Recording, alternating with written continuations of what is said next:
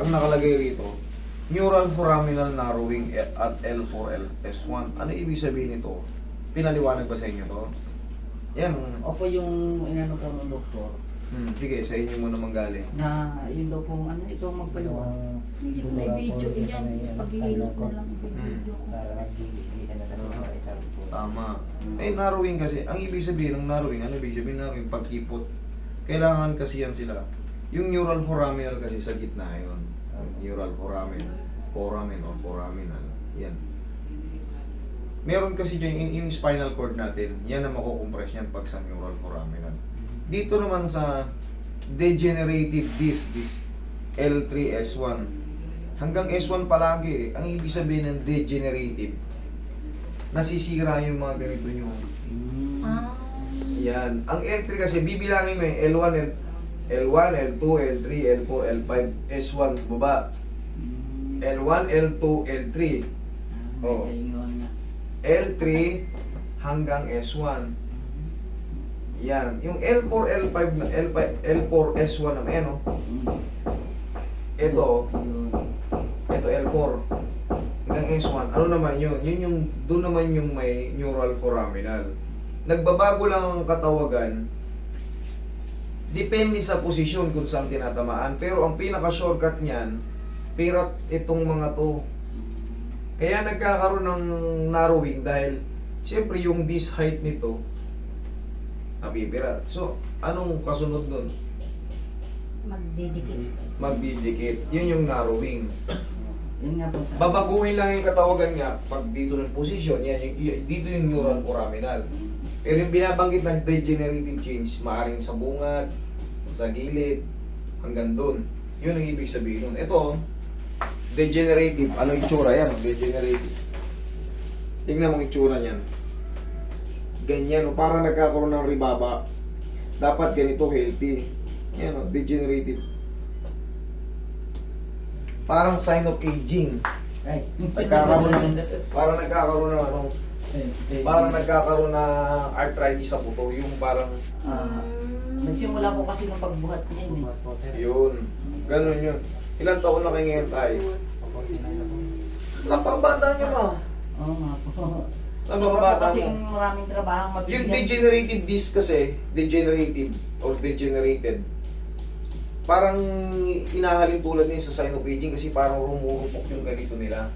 Mabigat po kasi laging binubuhat, patabad, anong gano'n. Ngayon, madadala ka na ngayon magbuhat ng mabigat. Opo. Kasi yung sinasabi na sisingilin ka yan, lalo pag nag-senior citizen ka, eh ngayon pa lang 49, Buhat na. ganyan ka. Kumbaga, alam mo naman sa sarili mo anong nararamdaman mo. Pag bigla na ko sir na natayo, parang may napan dito. Parang may... Pagtatayo ka lang, wala ka pang binubuhat.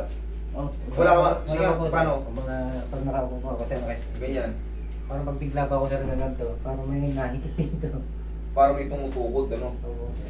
Sige, upo ka nga, upo ka. Hindi, upo ka lang. Ay, ganyan. Ano ba lang sir, hindi ganun din sa akin. May tumutukod po sa ganito ko kasi meron ako oyster. Iba naman yan. Opo, osteoarthritis. Osteoarthritis yan. Oh, yes, tama. Dito naman sa ano, very common kasi sa tuhod yung osteoarthritis. Opo. Doon kasi sa kanya, ang tawag doon, degenerative. Ah. Degenerated or degenerative disease. Kinukuha ko yung aking x-ray, ay ayaw.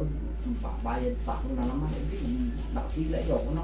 Pag ano, picturean nyo lang. Kasi katulad yan, kahit hindi sa akin kayo pumunta, pag pumunta kayo, hahanapan din kayo ng ano, pumunta kayo sa iba, para may reference tayo, may basis tayo kung ano nangyayari sa inyo. Sa inyo rin kasi yun eh. Mamaya may fracture pala yung ano nyo, lumapit kayo ngayon sa manghihilot lang. Kaming manghihilot lang, sabi, manghihilot lang.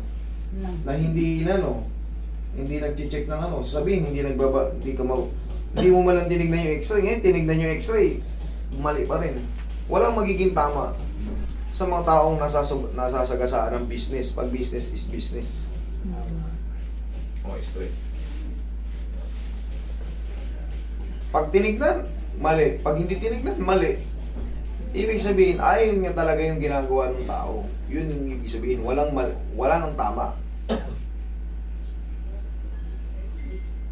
Tayo ka, sir.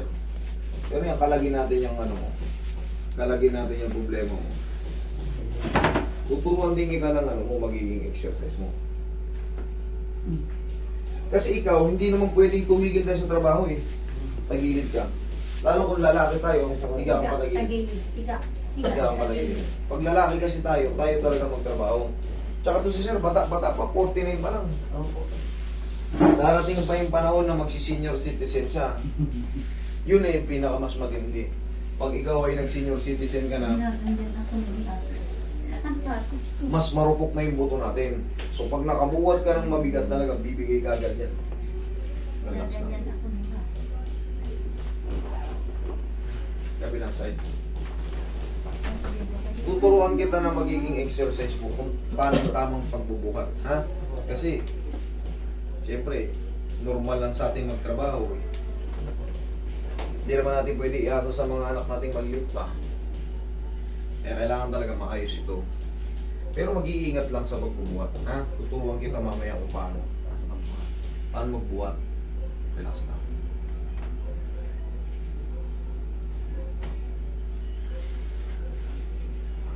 Yung degenerative disc, hindi na nakakabalik yun. Numinipis lang yun, pero hindi na yung nakakabalik sa dating height niya. Ganito, pag gumanito, hindi na yung gaganon ulit. Ayun ang maganda. Ninipis na lang yun. Ayun ang maganda. Tatanggalin lang yung pagkaipit ng mga spinal nerve. Ah. Relax lang. Okay na pa ka? Check mo yung mukha mo, sir.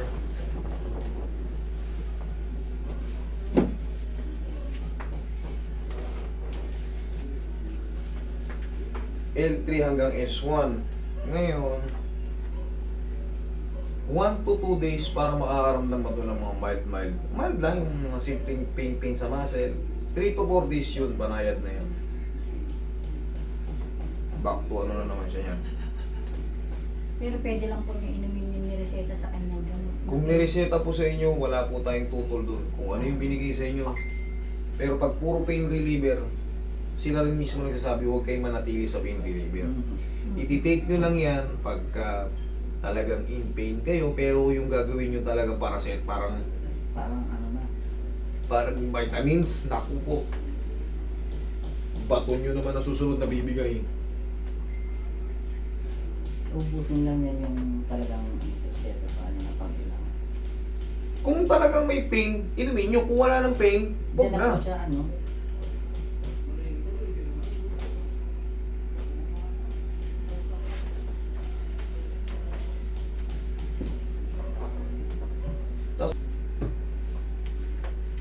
Susunod yan, mamamanid na yung balakang niya. Ito, pati mga paa. Nakakaramdam ka na ba ng pamamanid dito? Hindi pa. Paminsan-minsan sir. Paminsan-minsan na. Mahina lang. Yan, walang knowledge about sa ganyan. So, tinuturo ko yan para magkaroon ng knowledge. Tihaya ka, sir. Yun ang kasikreto. Sige, higa kang patihaya. Usog ka rito, sir. Usog ka rito. Pasok ko yung balakang niya. Balakang ko. Taas mo ba lang? Iyaw, nadali ko, sir. Okay, sige, straight ka lang. Pagka mga ganito kasi, parang nakikita natin, malakas pa sila, kaya pa nila yan. Pero ito, indang-inda na sa loob eh. Inhale. Exhale. Ang payat pa naman, sir. kaya Sabi na po.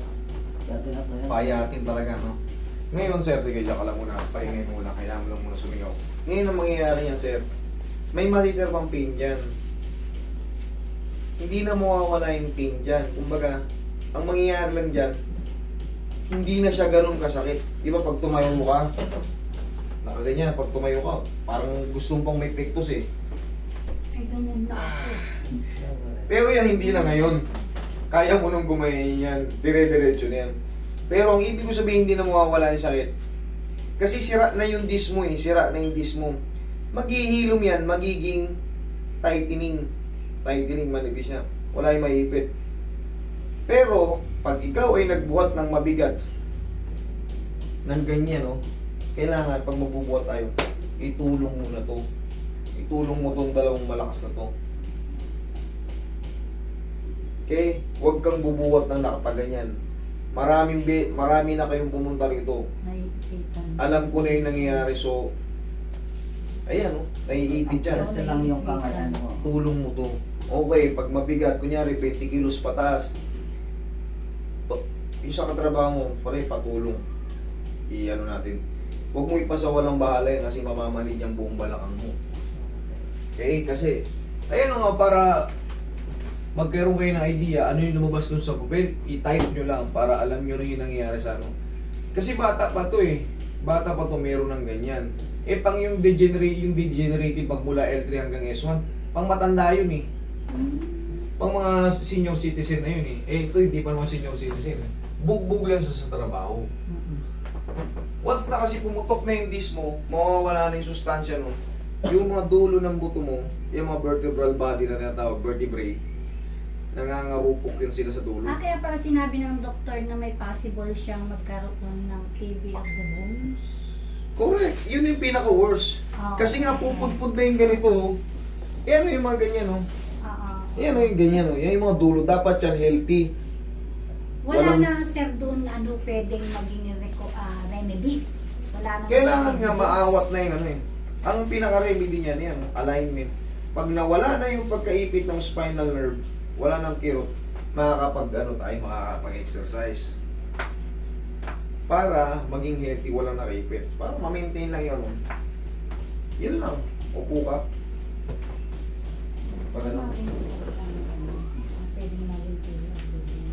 Tapos syempre, magkakakain kayo ng ano, magkakakain. Magkakabayaan siya, magiging TV of the bones na siya.